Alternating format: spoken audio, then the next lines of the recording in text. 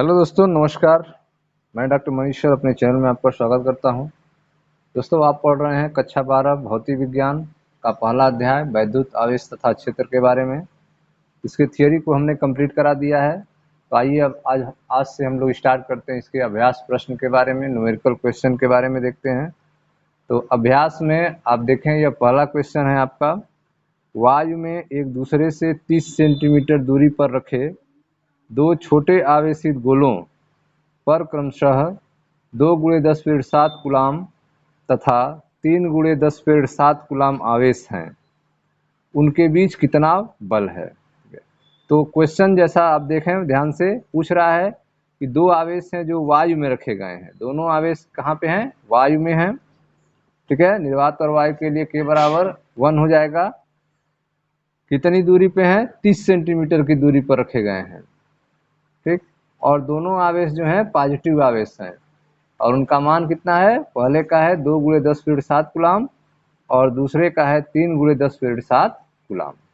उनके बीच कितना बल है? बल का मान निकालना है। तो दो आवेशों के बीच लगने वाले बल का मान हम कूलाम के नियम से निकालते हैं। ठीक है, तो आइए दोस्तों देखते हैं कैसे इस क्वेश्चन को हम लोग सॉल्व करेंगे कूलाम के नियम से। तो पहले जो भी इस क्वेश्चन में सूचनाएं दी गई हैं पहले हम लोग उसको लिखेंगे। चलिए लिखते हैं।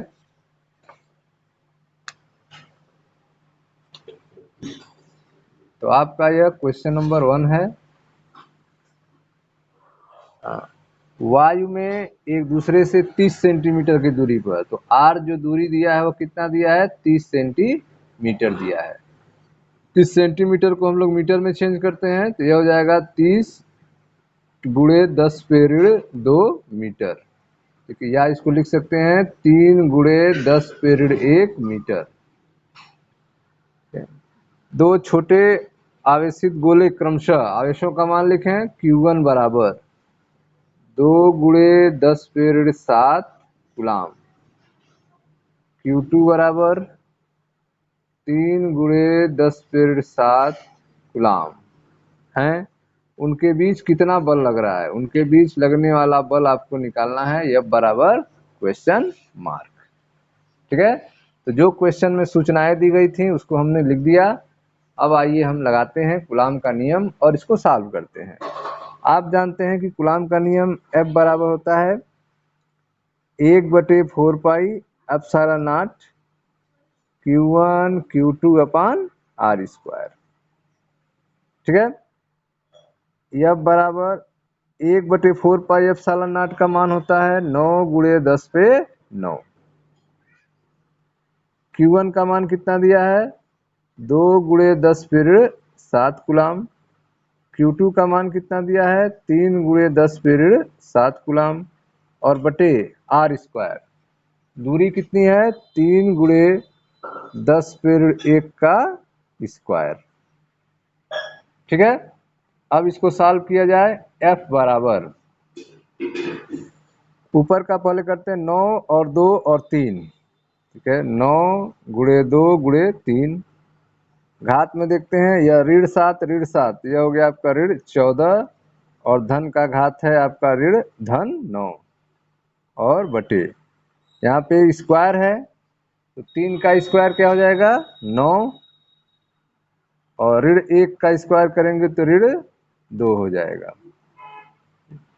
अब आगे सॉल्व करते हैं। तो यह आपका 9 से 9 क्या हो गया? कैंसिल हो गया। 2 × 3 = 6। अब यहाँ पे ऋण 14, यह ऋण 2 ऊपर जाएगा, यह आपका 9 है प्लस में है और यह ऋण 2 ऊपर जाके क्या हो जाएगा? धन 2 हो जाएगा। ठीक, यह बराबर 6 गुणे यहाँ पे 10 पे ऋण 14 है और 10 पे धन 9 है और धन 2 है, मिलकर कितने हो जाएंगे? 10 पे धन 11।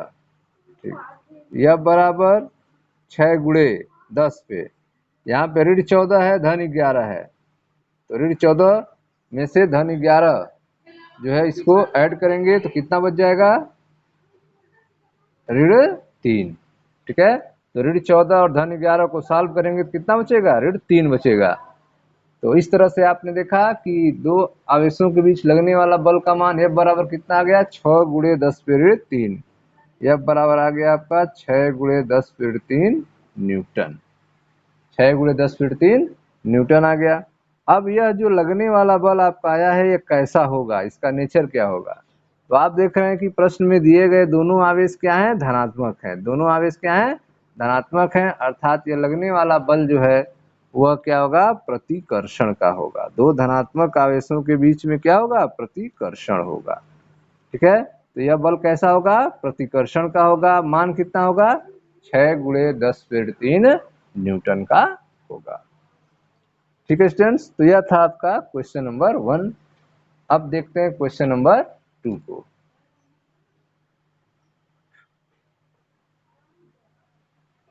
ठीक है, इसको मिटाते हैं।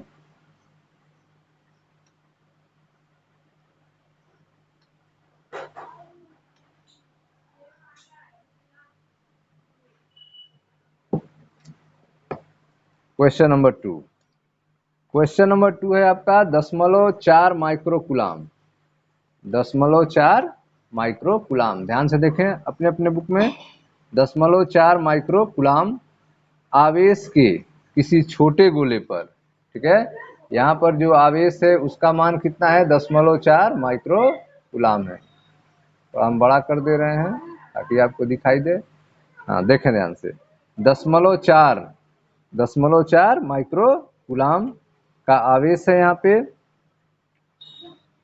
देखें 0.4 माइक्रोकुलाम आवेश के किसी छोटे गोले पर किसी अन्य छोटे आवेशित गोले के कारण वायु में 0.2 न्यूटन बल लगता है। ठीक है, यदि दूसरे गोले पर 0.8 माइक्रोकुलाम आवेश हो तो नंबर 1, दोनों गोलों के बीच कितनी दूरी है। नंबर 2, दूसरे गोले पर पहले गोले के कारण कितना बल लगता है। ठीक है, तो आप देख रहे हैं यहाँ पे दो प्रश्न पूछे गए हैं।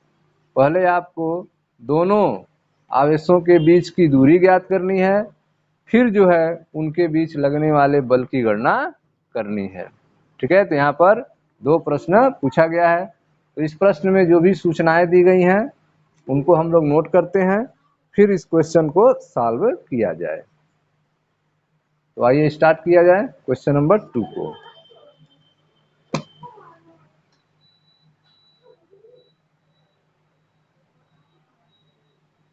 दोस्तों क्वेश्चन नंबर 2 है आपका। हाँ, तो दिया है आपका 0.4 माइक्रोकुलाम का आवेश। आवेश का मान जो Q1 है, Q1 बराबर है 0.4 माइक्रोकुलाम। 0.4 माइक्रोकुलाम। तो अब यहाँ पे देखो माइक्रो दिया है तो इसको हम चेंज करके कुलाम में कर लेते हैं। तो यह हो जाएगा आपका 0.4 और माइक्रो का मान होता है 10⁻6 कुलाम। ठीक, अब इस दशमलव को इधर करते हैं तो यह एक बढ़ जाएगा, ये हो जाएगा आपका 4 गुणे 10⁻6 का क्या हो जाएगा, ऋण 7 कुलाम। ठीक, वायु में 0.2 न्यूटन बल लगता है। बल का मान जो दिया है वह है 0.2 न्यूटन, यह बल लगता है।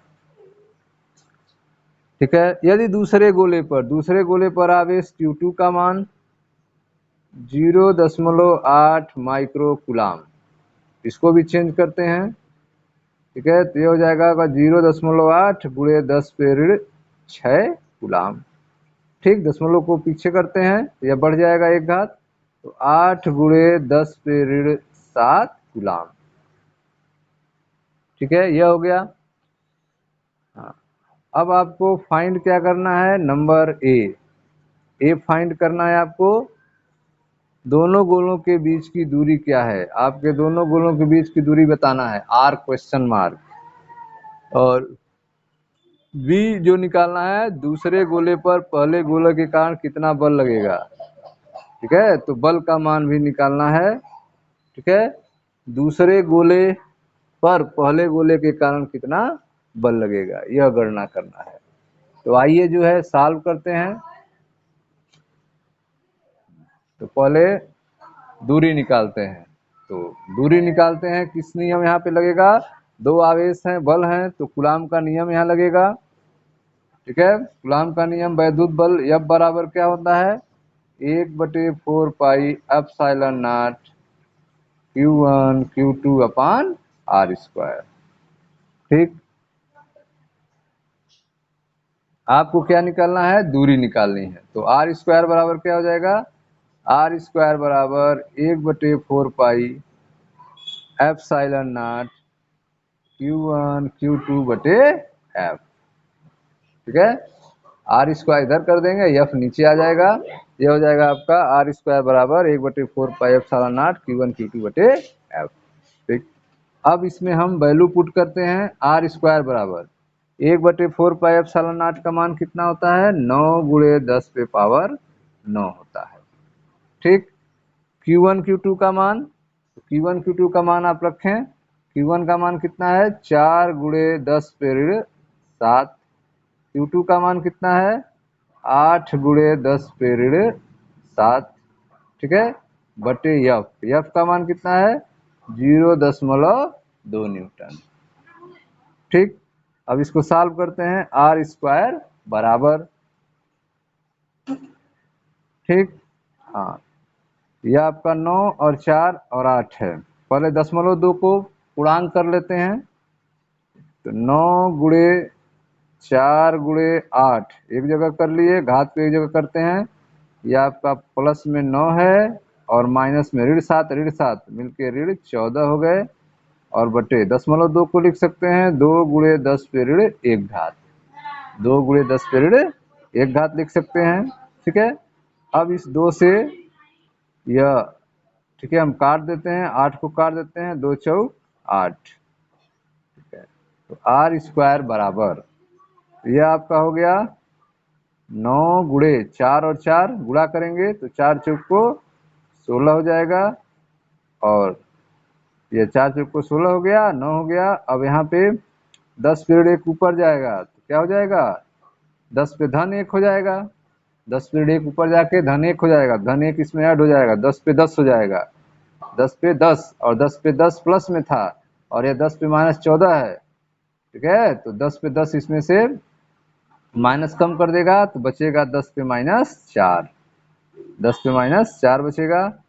R स्क्वायर बराबर, ठीक है, R स्क्वायर बराबर क्या हो जाएगा आपका, अब जो है यहाँ से हम अंडर रूट कर देते हैं, R बराबर क्या हो जाएगा, तो अंडर रूट हो जाएगा 9 गुणे 16 गुणे 10 पे ऋण 4। ठीक, R बराबर यह हो जाएगा आपका 16 144 गुणे 10 पे ऋण 4। ठीक, तो अब देखते हैं R बराबर 144 का वर्गमूल 12 होता है, और 10 पे ऋण 4 का वर्गमूल 10 पे ऋण 2 हो जाएगा ना, ऐसे कर सकते हैं, या फिर आप इसको यहीं से कर सकते हैं। √9 का वर्गमूल क्या होता है, 3, और 16 का वर्गमूल क्या होता है, 4। ठीक है, 10 पे ऋण 4 का क्या होगा, 10 पे ऋण 2, तो यह हो गया 4 तिहाई 12 और गुणे 10 पे ऋण 2, ऐसे कर सकते हैं, या फिर आप मल्टीप्लाई करके कर सकते हैं। ठीक? तो R का मान कितना आ गया, R का मान आ गया 12 गुणे 10 पे ऋण 2 मीटर। ठीक, इसको सेंटीमीटर में कहें तो यह ऋण 2 हट जाएगा, यह हो जाएगा 12 सेंटीमीटर, 12 सेंटीमीटर। तो यह आपका पहला आंसर निकल गया। दोनों गोलों के बीच कितनी दूरी है, तो दोनों गोलों के बीच जो है 12 सेंटीमीटर की दूरी है। दूसरा पूछ रहा था कि दूसरे पर पहले गोले के कारण कितना बल लगेगा, तो आप देख रहे हैं कि दोनों गोलों पर विपरीत प्रकार के आवेश हैं, दोनों गोलों पर क्या है, विपरीत प्रकार के आवेश हैं। एक पर जो आवेश है वह आपका प्लस आवेश है, दूसरे पर माइनस आवेश है। ठीक है, पहले वाले पर जो आवेश है -4 कूलाम +4 कूलाम है। ठीक है, पहले वाले पे जो आवेश है, क्वेश्चन में आप देखें ध्यान से, दिखाते हैं आपको क्वेश्चन, 0.4 कूलाम है पहले पे, लेकिन वह आवेश क्या है, धनात्मक है, और दूसरा जो आवेश है 0.8 कूलाम वह क्या है, ऋणात्मक है। देखते हैं, हाँ इसमें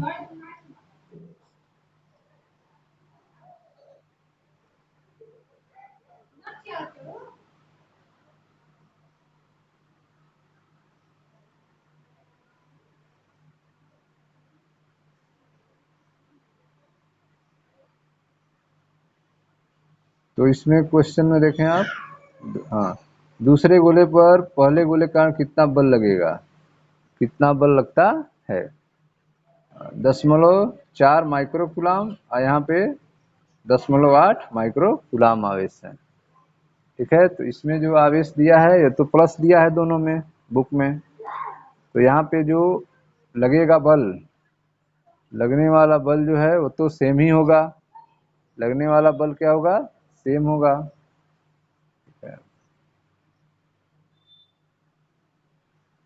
बल का मान क्या होगा, 0.2 न्यूटन ही होगा। और कैसा बल होगा, प्रतिकर्षण का बल होगा। अगर दोनों आवेश प्लस में हैं तो बल प्रतिकर्षण का होगा, अगर एक प्लस एक माइनस होगा तो आकर्षण का बल होगा। लेकिन मान कितना होगा, मान जो होगा वह 0.2 न्यूटन ही होगा। ठीक है, लगने वाला बल जो है दूसरे गोले पर पहले गोले के कारण बल कितना लगेगा, 0.2 न्यूटन ही लगेगा। अगर एक प्लस है दूसरा वाला माइनस है तो आकर्षण बल होगा, दोनों प्लस हैं तो प्रतिकर्षण बल होगा, लेकिन मान कितना होगा, 0.2 न्यूटन का ही होगा। ठीक है, यह था आपका क्वेश्चन नंबर 2, जिसको मिटाते हैं फिर पहुंचते हैं क्वेश्चन नंबर 3 पे। क्वेश्चन नंबर 3 को देखते हैं ध्यान से, तो आप लोग समझिएगा क्वेश्चन नंबर 3। क्वेश्चन नंबर 3 देखें ध्यान से, किताब आप खोल लें। जांच द्वारा सुनिश्चित कीजिए, यहाँ पे आपको जांच द्वारा सुनिश्चित करना है कि ke² बटा GME/MP बीमाहीन है। ठीक है, आपको बताना है कि ke² G/GME/MP बीमाहीन है। भौतिक नियतांकों की सारणी देखकर इस अनुपात का मान ज्ञात कीजिए। ठीक है, आपको इसका मान भी बताना है और यह अनुपात क्या बताता है यह भी आपको बताना है। ठीक है, तो आपको यहाँ पे पहले सिद्ध करना है कि यह जो अनुपात दिया गया है वह बीमाहीन है, फिर इसका मान निकालना है, फिर आपको बताना है कि यह आपको क्या बताता है। ठीक है, तो आइए देखते हैं क्वेश्चन नंबर 3। क्वेश्चन नंबर 3 है जो आपकी दिया गया है, वो दिया है ke² अपान GME/MP। ठीक है, यह सूचना दी गई है, आपको सिद्ध क्या करना है, बीमाहीन है, बीमाहीन है, बीमाहीन है। पहले हम इसको प्रूव करते हैं, उसके बाद जो है इसका मान निकालेंगे। ठीक है, पहले बीमाहीन प्रूव करना पड़ेगा, फिर मान निकालना पड़ेगा इसका। चलिए स्टार्ट करते हैं पहले। अब यह ध्यान दें, यह के, ठीक है, के की बीमा आपको लिखनी होगी, यह आपका इलेक्ट्रॉन का स्क्वायर है। ठीक है, आवेश का स्क्वायर है। ठीक है, उसकी बीमा लिखनी होगी। यह गुरुत्वीय त्वरण है। ठीक है, गुरुत्वाकर्षण नियतांक है, कैपिटल G गुरुत्वाकर्षण नियतांक है। और यह आपका द्रव्यमान है, इलेक्ट्रॉन का मास है और प्रोटॉन का मास है। इसको प्रूव करना है कि यह बीमाहीन है। ठीक है, मतलब इसकी बीमा नहीं होती है। तो कैसे आप प्रूव करेंगे, तो पहले हम एक एक का बीमा निकालते हैं। ठीक है, ई यहाँ पे आवेश है, तो आवेश का बीमा क्या होता है, कूलाम होता है। आवेश का बीमा कूलाम होता है, मात्रक कूलाम होता है। तो यहाँ पे आवेश का स्क्वायर है, तो आप कह सकते हैं कि कूलाम का स्क्वायर। ठीक है, तो बीमा क्या हो जाएगा, कूलाम का स्क्वायर हो जाएगा। आवेश का स्क्वायर, ई स्क्वायर का क्या हो, कूलाम स्क्वायर हो गया। अब के का देखते हैं, के का बीमा क्या होगा। ठीक है, के का डायमेंशन क्या होगा, के नियतांक है, इसका क्या होगा, न्यूटन मीटर स्क्वायर और प्रति कूलाम स्क्वायर। यह बीमा होता है, मात्रक होता है, मात्रक से बीमा आप निकाल सकते हैं। पहले हम मात्रक लेकर चल रहे हैं, तो ई स्क्वायर का मात्रक कूलाम स्क्वायर हुआ, और यह जो आपका नियतांक के है उसका मात्रक होता है newton metre square, coulomb square पे -2। ठीक, अब इसका अगर हम बीमा लिखते हैं न्यूटन, न्यूटन का बीमा क्या होता है mlt पे -2। न्यूटन मतलब बल की बीमा, न्यूटन का तात्पर्य यहाँ पे क्या है बल। तो बल की बीमा क्या है, बल का मात्रक न्यूटन होता है, बल की बीमा mlt पे -2। मीटर, यह मीटर की क्या होता है दूरी, दूरी का स्क्वायर मतलब लेंथ का स्क्वायर, तो यल स्क्वायर, और आपका कूलाम पे -2। ठीक, अब इसको आप लिख सकते हैं यम, यल पे 2 और यल पे 1 मिलके यल पे कितने हो जाएंगे 3, और टी पे -2 और कूलाम पे -2। ठीक है, तो यह हो गया आपका के की बीमा, के की बीमा हो गया आपका, इसको हम यूज करेंगे अभी। अब आते हैं जी पे, गुरुत्वाकर्षण नियतांक जी की बीमा क्या होगी। ठीक है, तो जी की बीमा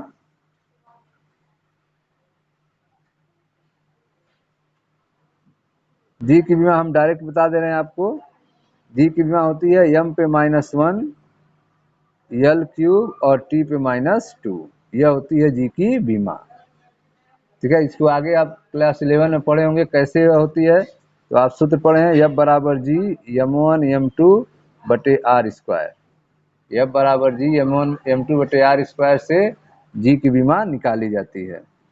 ठीक है, तो डायमेंशन ऑफ जी बराबर क्या हो जाएगा एफ आर स्क्वायर बटा m1 m2। बल की बीमा mlt पे -2, दूरी की बीमा एल स्क्वायर, दूरी की बीमा एल स्क्वायर, और m1 m2 की बीमा क्या हो जाएगी, यह क्या है मास है। ठीक है, तो यम स्क्वायर हो जाएगा, 2 है यम स्क्वायर हो जाएगा, एक यम से एक यम कैंसिल हो जाएगा, तो यह एक बचेगा यम ऊपर जाएगा तो यम पे -1 हो जाएगा, यल पे 2 और यल पे 1 मिलकर यल पे 3 हो जाएगा, और टी पे -2 हो जाएगा। तो इस तरह से हम ग्रेविटेशन कांस्टेंट की बीमा निकाल लेते हैं, m-1 यल पे 3 और टी पे -2। ठीक है, तो यह जो बीमा लिखी गई है हमने डायरेक्ट यहाँ लिखा था। तो यह हो गया m पे पावर -1 यल पे 3 टी पे -2, कैसे होगा यह आपने देखा इस तरह से होगा। तो इसको मिटाते हैं,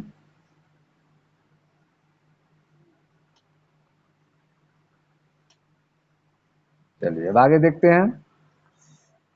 चलो M M E M P की बीमा, तो दोनों मास हैं।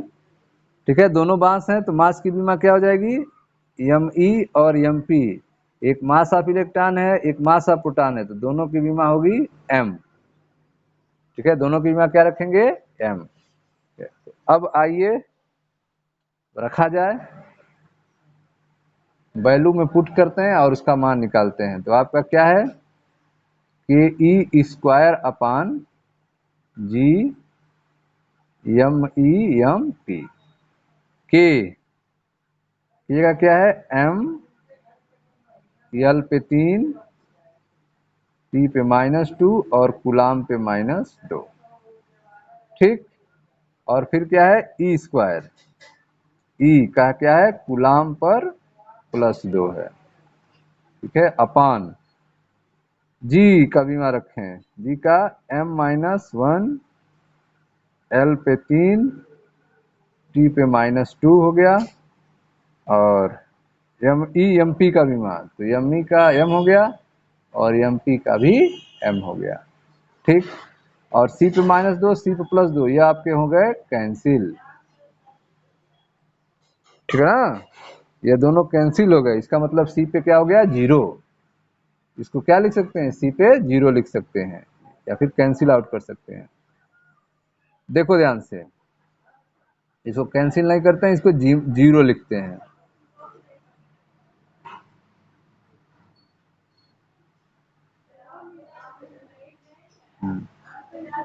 सी पर आपका -2 था और सी पर 2 था, मतलब कूलाम का था। यम यम पे +1, ये पहले से यम -1, यम पे क्या है -1, और यह यम पे क्या है +1, तो यह दोनों कैंसिल आउट हो गए। ठीक, कैंसिल कर दिया, यम पे बचा +1, यह ऊपर जाएगा तो यम पे क्या हो जाएगा -1 हो जाएगा। ठीक, अब यहाँ पे ये यम हो गए, यल को देखते हैं, यल पे 3 और यल पे 3 ये हो गए खत्म, टी पे -2 टी पे -2 कैंसिल आउट हो गया, सी पे -2 सी पे +2 ये भी कैंसिल हो गया। ठीक है, अब ये आपका यह यम से यम कैंसिल हो गया, मतलब यह कैंसिल हो गए। अब देख रहे हैं कि सब लोग कैंसिल हो जा रहे हैं, इसका मतलब बीमाहीन राशि है। यम पे क्या हो गया 0, यल पे क्या हो गया 0, टी पे क्या हो गया 0, सी पे क्या हो गया 0, सब कैंसिल हो गए। ठीक है, यह एम आपने देखा इस एम से कैंसिल हो गया, एम का -1 और एम का +1 यह 0। ठीक है, 0 कर दिया, इसको कैंसिल हो गया।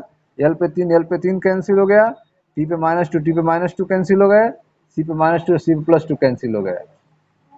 यह प्रूव हो गया कि k² बटे जी एम एम पी क्या है, बीमाहीन है, बीमाहीन है, इनकी कोई बीमा नहीं निकल रही है, यह बीमाहीन राशि है। यह पहला प्रूफ कर दिए आप। अब इसमें क्या करना है, दूसरा इसमें इसका मान निकालना है, इस अनुपात का क्या मान होता है इसका आपको गणना करना है। ठीक है, अभी आपने प्रूफ किया है कि इसकी कोई बीमा नहीं होती है, आपने देखा ये जो बीमा निकला सब 0 हो गया। ठीक, अब आगे बढ़ते हैं, प्रूफ करते हैं इसकी वैल्यू कितनी होगी k² बटे जी एम पी की। तो मिटाते हैं दोस्तों इसको।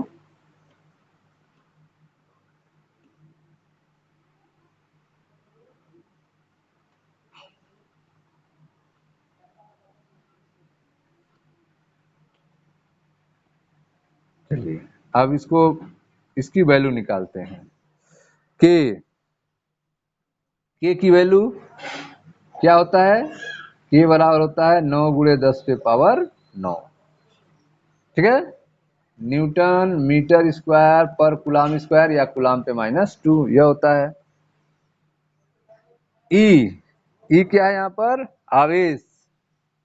ई क्या है, आवेश। आवेश का मान क्या होता है 1.6 × 10⁻19 कूलाम, 1.6 × 10⁻19 कूलाम होगा।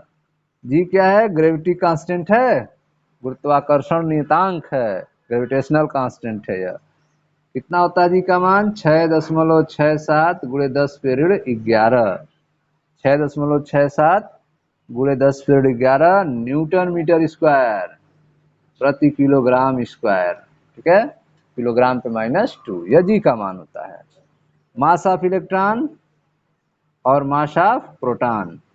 ठीक है, मास ऑफ इलेक्ट्रॉन कितना होता है, मास ऑफ इलेक्ट्रॉन होता है 9.1 × 10⁻31।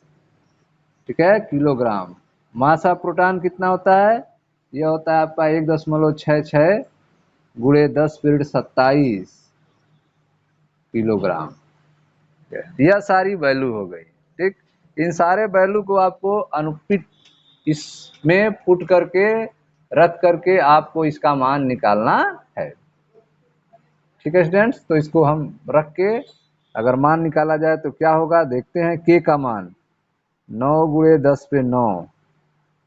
ठीक है, ई² मतलब 1.6 × 10⁻19 का स्क्वायर अपान जी का मान 6.67 × 10⁻11 और एम ई का मान 9.1 × 10⁻31, एम पी का मान 1.66 × 10⁻27।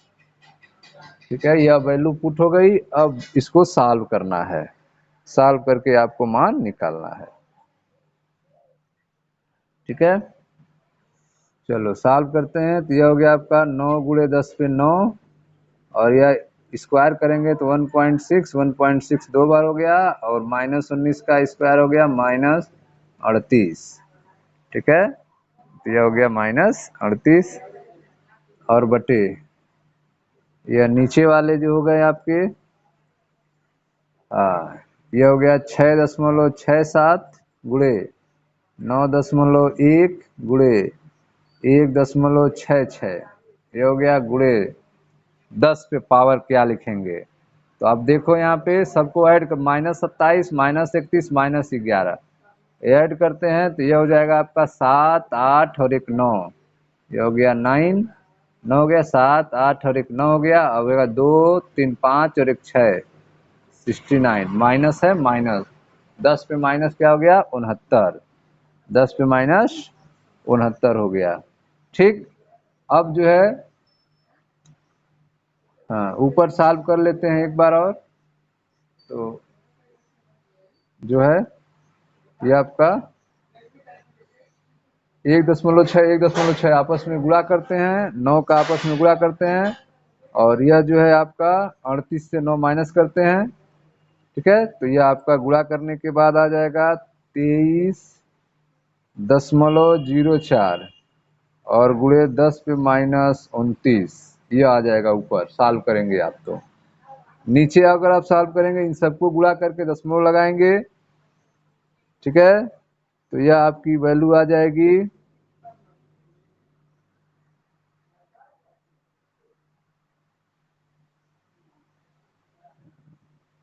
उसके बाद डिवाइड करेंगे तो 1.007572 इस तरह करके इसकी वैल्यू आएगी।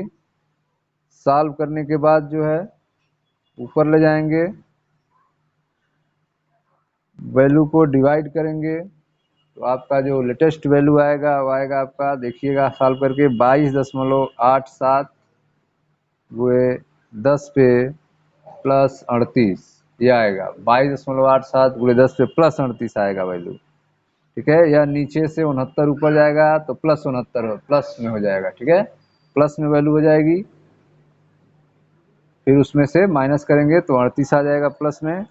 अब यहाँ पे दशमलव एक अंक आगे करेंगे, निकटतम मान लेंगे तो 2.3 गुणे 10 पे 39 हो जाएगा, 2.3 गुणे 10 पे 39 हो जाएगा प्लस में वैल्यू, 2.3 गुणे 10 पे 39, यह आपको अनुपात की वैल्यू आएगी। ठीक है स्टूडेंट्स, तो यह था आपका ke²/g का कैलकुलेशन आप कर लेंगे और वह सॉल्व करके आप आएगा 2.3 गुणे 10 पे पावर 39।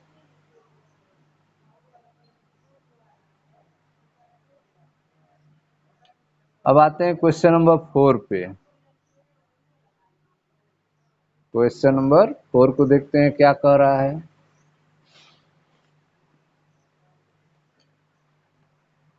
समझे ध्यान से, क्वेश्चन नंबर 4। क्वेश्चन नंबर 4 है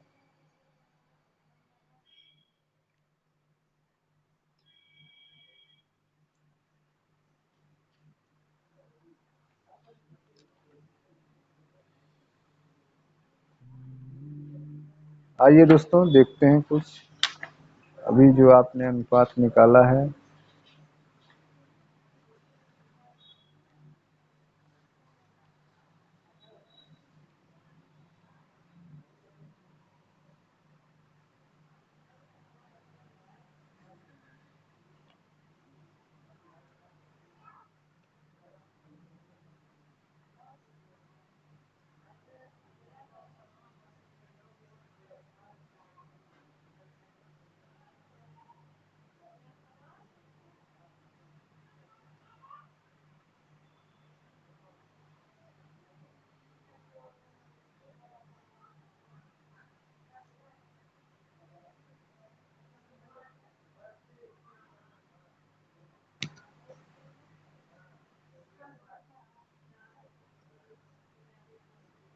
तो दोनों बलों जो है, देखे ध्यान से, दोनों बलों विमाहीन अनुपात है और यह दर्शाता है गुरुत्वाकर्षण बल की तुलना में वैद्युत बल क्या होते हैं, अत्यंत प्रबल होते हैं।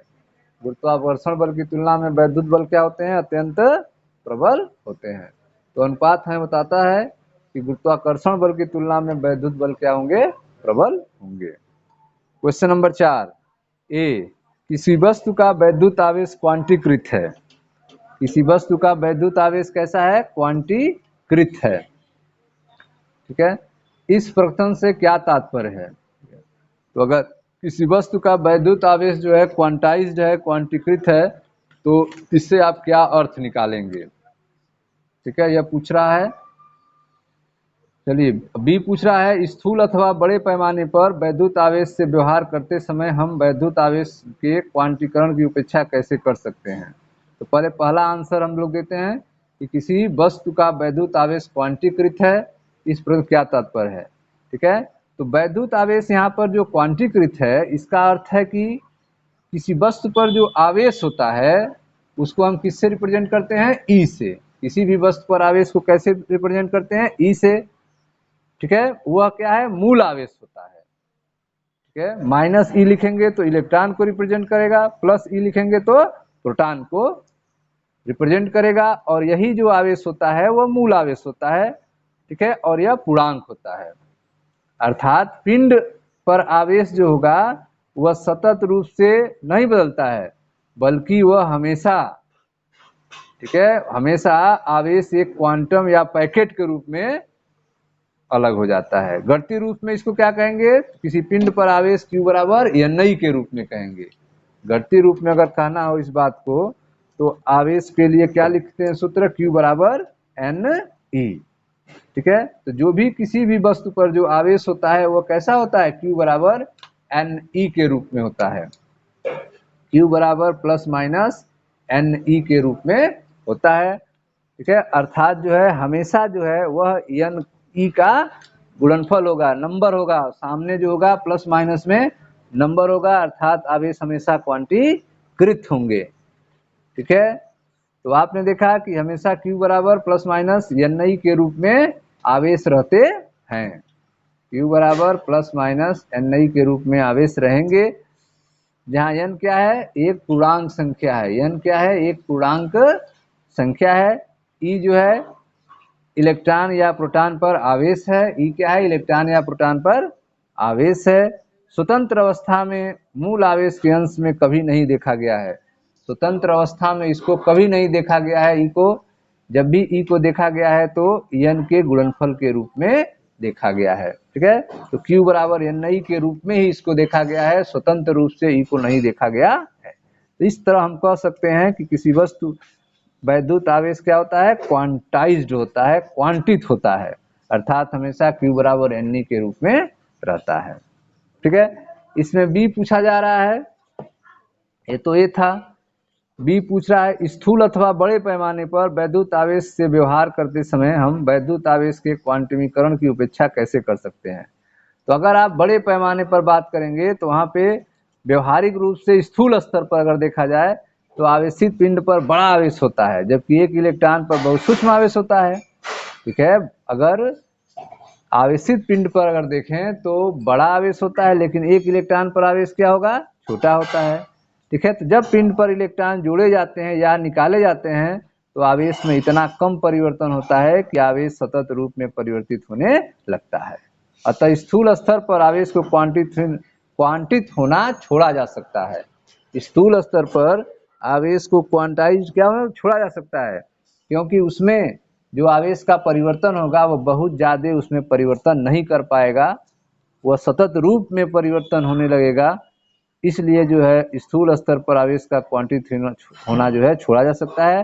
अर्थात जब पिंड को बृहद पैमाने पर लिया जाता है तो उस कंडीशन में हम जो है क्वांटीकृत का जो कंसेप्ट है, ठीक है, उसको छोड़ देते हैं। व्यवहारिक रूप से स्थूल स्तर पर आवेशित पिंड पर बड़ा आवेश होता है, जबकि एक इलेक्ट्रॉन पर बहुत सूक्ष्म आवेश होता है। ठीक है, इसलिए जब पिंड पर इलेक्ट्रॉन जोड़े जाते हैं या फिर निकाले जाते हैं तो आवेश में इतना कम परिवर्तन होता है कि आवेश सतत रूप में परिवर्तित होने लगता है। ठीक है, अतः स्थूल स्तर पर आवेश का क्वांटित होना छोड़ा जा सकता है। अगला जो है 5वां क्वेश्चन जो पूछ रहा है, कह रहा है कि जब कांच के छड़ को रेशम के टुकड़े से रगड़ते हैं तो दोनों पर आवेश आ जाता है। इसी प्रकार की परिघटना का वस्तुओं के अन्य युग्मों में भी परीक्षण किया जाता है। स्पष्ट कीजिए कि यह परीक्षण आवेश संरक्षण नियम से किस प्रकार सामंजस्य रखता है। ठीक है, तो आपको यहाँ पे समझाना है कि आवेश संरक्षण का नियम कैसे लागू होता है। तो आप ध्यान से समझें। तो हमने आपको शुरू में समझाया था कि जब कांच के छड़ को रेशम के टुकड़े से रगड़ते हैं, ठीक है, तो स्टार्ट में क्या होता है, जब कांच के छड़ और रेशम कपड़े को रगड़ा नहीं किया रहता है तो दोनों जो है वैद्युत रूप से अनावेशित होते हैं, दोनों पर कोई आवेश नहीं होता है। ठीक है, स्टार्ट में जब हम कांच और रेशम से कांच के छड़ को रेशम से रगड़े नहीं होते हैं तो दोनों स्टार्ट में क्या होते हैं, न्यूट्रल रहते हैं, दोनों पर कोई आवेश नहीं होता है। यह हमने आपको समझाया था। देखिए कांच की छड़, यह आपको हमने बताया था, यह रेशम का धागा, ये रेशम का कपड़ा है, यह कांच का छड़ है, ठीक है। तो स्टार्ट में जब हम रगड़ेंगे नहीं तो दोनों क्या होंगे, न्यूट्रल अवस्था में होंगे। जब कांच की छड़ को रेशमी कपड़े से रगड़ा नहीं गया होता है तो दोनों वैद्युत रूप से क्या होंगे, अनावेशित होंगे, न्यूट्रल होंगे, ठीक है। अर्थात कांच की छड़ और रेशमी कपड़े पर नेट आवेश क्या होगा, उस कंडीशन में शून्य होगा, ठीक। जब कांच के छड़ को रेशमी कपड़े से रगड़ेंगे तब क्या होगा, जब आप कांच के छड़ को रेशम के कपड़े से रगड़ेंगे तो कुछ इलेक्ट्रॉन कांच के छड़ से रेशमी कपड़े में ट्रांसफर हो जाएंगे, कुछ इलेक्ट्रॉन क्या होंगे, कांच के छड़ से रेशम के कपड़े में स्थानांतरित हो जाएंगे, जिससे कांच का छड़ क्या होगा, धनावेशित हो जाएगा और रेशम का कपड़ा उस समय क्या हो जाएगा, ऋणावेशित हो जाएगा, ठीक है। तो जब कांच की छड़ को रेशमी कपड़े से रगड़ा जाता है तब कुछ इलेक्ट्रॉन कांच के छड़ से रेशम के कपड़े में ट्रांसफर हो जाते हैं, ठीक है, जिसके कारण कांच का छड़ धनावेशित हो जाएगा और रेशम का कपड़ा उस कंडीशन में ऋणावेशित हो जाएगा, ठीक है। कांच के छड़ पर धनावेश रेशम के कपड़े ऋणावेश के ठीक बराबर होता है। कांच के छड़ पर जो धनावेश होगा वह रेशम के कपड़े पर उत्पन्न ऋणावेश के ठीक बराबर होगा, अतः निकाय पर पुनः नेट आवेश शून्य रहेगा। इस जगह आवेश पुनः आवेश क्या होगा, इस कंडीशन में भी शून्य होगा। इस प्रकार कांच का छड़ और कपड़े पर होने वाला आवेश आवेश संरक्षण के नियम के अनुसार ही होता है, ठीक है। जितना प्लस उत्पन्न हो रहा है उतना माइनस उत्पन्न हो रहा है, छड़ पर प्लस उत्पन्न हो रहा है तो कपड़े पे माइनस उत्पन्न हो रहा है और दोनों का नेट क्या हो रहा है, जीरो हो रहा है। अर्थात न तो आवेश नया उत्पन्न हो रहा है और न तो नष्ट हो रहा है, अर्थात यह आवेश संरक्षण को प्रदर्शित कर रहा है, ठीक है। इस तरह से आपने देखा कांच की छड़ और कपड़े पर यह जो प्रकट होने वाला आवेश है आवेश संरक्षण के नियम के अनुसार ही है, क्योंकि वियुक्त निकाय का कुल आवेश क्या है, संरक्षित होता है। इसी तरह से अगर हम एबोनाइट की छड़ लें और फर से रगड़ें, एबोनाइट की छड़ लेकर किससे रगड़ें, फर से रगड़ें, तो उस कंडीशन में भी, ठीक है, एबोनाइट की छड़ को फर से रगड़ें तो उन पर ऋणात्मक और धनात्मक आवेश उत्पन्न हो जाता है। एबोनाइट पर ऋणात्मक आवेश और फर पर धनात्मक आवेश उत्पन्न हो जाता है, ठीक है। तो अगर हम एबोनाइट की छड़ को फर से रगड़ते हैं तो उन पर क्रमशः ऋणात्मक और धनात्मक आवेश उत्पन्न हो जाता है और पुनः जो है नेट आवेश शून्य होता है।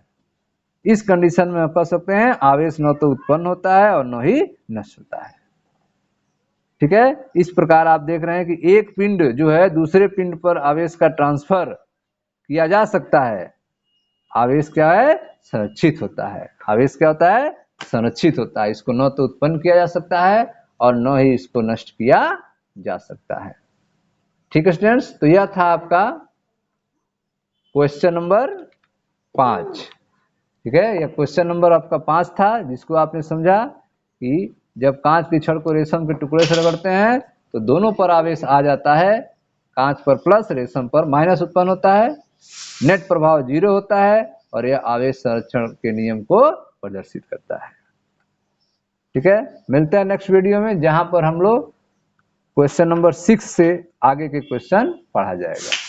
Thank you.